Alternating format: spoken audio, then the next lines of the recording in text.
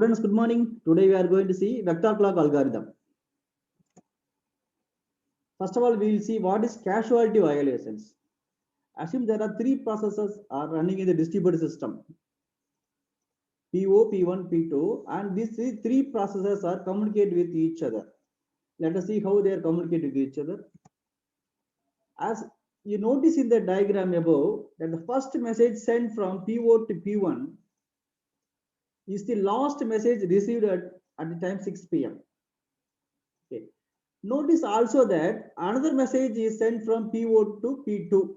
P2 received that message at 3 p.m. Another message sent from P2 to P1. P1 received that message at 5 p.m. itself. The important thing about this situation is that the message from P2 arrives at P1 before the first message from PO. That is, the first message arrives only at 6 p.m. That is late arrival. This timing problem should be solved. Let us explain in one example. The process PO gives an apple to P1. Immediately, PO sends one message to P2 that P1 has an apple. So, process P2 wrongly assumes that P1 has an apple, so it asks P1 to eat it. But what's the real situation? See, the process PO gives one apple to P1. Immediately, PO sends a message to P2 that P1 has one apple. So P2 sends a message to P1 to eat that apple.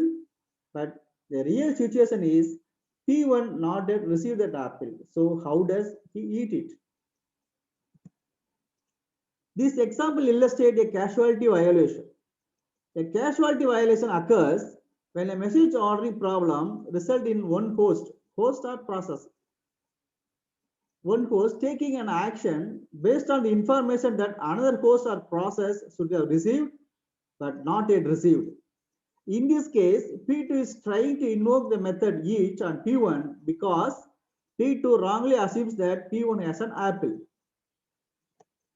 So what's the solution? Each process in a system, that is distributed system, should have knowledge of other processes running in the system to find the casualty violations. That is, an array of knowledge is needed by each process. Lambout logic clock is not sufficient to solve this problem because it tracks only the total number of events in the system. So, a new communication mechanism is needed to solve this casualty violation problem. What is that mechanism? That is a vector clock. Vector clocks. Vector clocks are used in a distributed system to determine whether pair of events are causally related or not. Using vector clocks, timestamps are generated for each event in the system, and their causal relationship is determined by comparing those timestamps. Vector clock of a system of n processes is an array of n logical clocks, that is one clock per process. So for n given processes, there will be a vector array of size n. As with Lambout logical time, each process maintains its own view of the local time and update it using the timestamps placed on the center onto the messages. But in vector logical time, the time contains more information. That is, it contains a vector representing the state of each process running in the distributed system. In other words, this vector not only contains the event count for the process itself, it also contains the last known event counts on each and every other process. So let us see the vector clock algorithm. Initially, all the clocks are set to 0. Every time an internal event occurs in a process, the value of the process's logical clock in the vector is incremented by 1. Two rules. Rule 1, local update rule.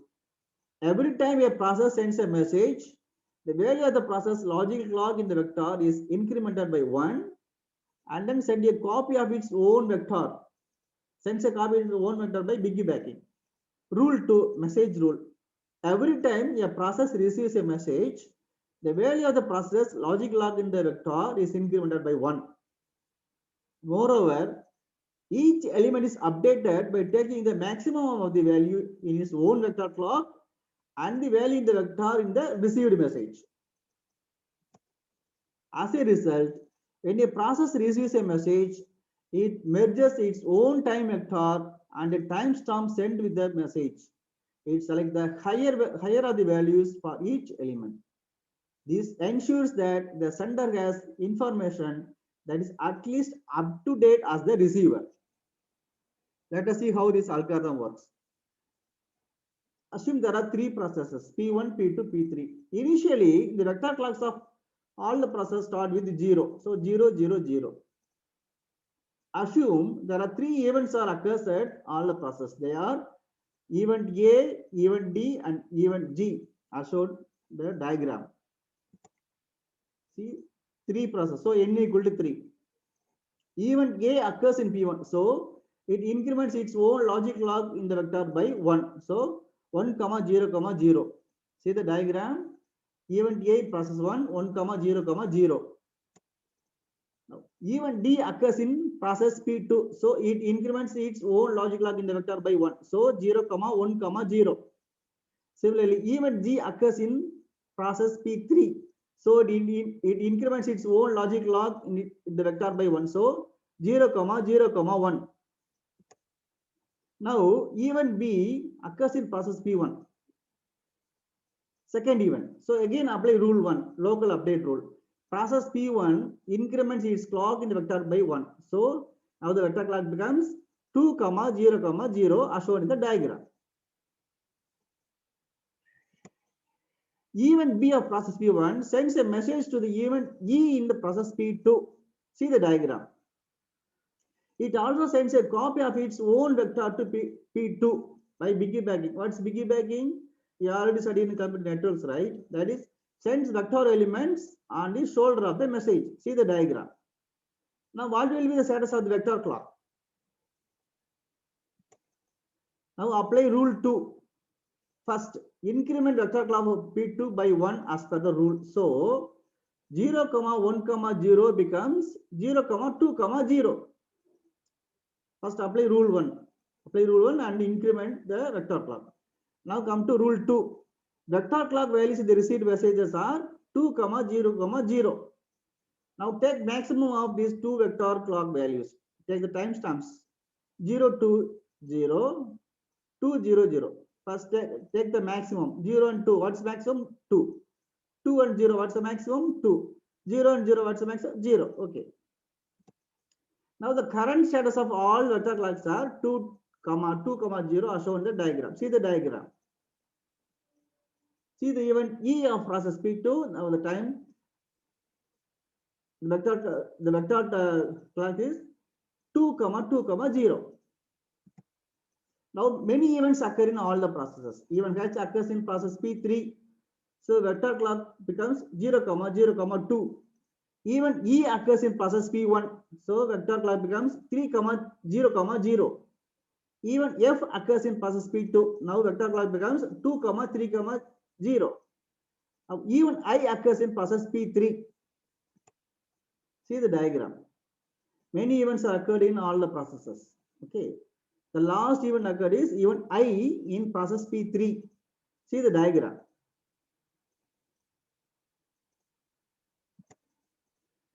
Now event F of process P2 sends a message to event I of process P3. See the diagram.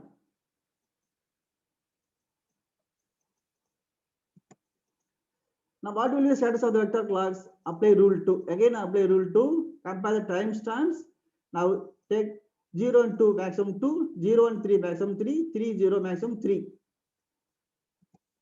So, the vector clock, now the current vector clock values are 2, 3, 3 are shown in the diagram. So the vector clock easily captures the causality between interprocess communications, partial order between the events A and I are shown in the diagram. Advantage of vector clock mechanism. If two events are not comparable, we say these events are concurrent. But Lambert logical mechanism cannot find whether the events are concurrent or not. This problem is solved by vector clock mechanism.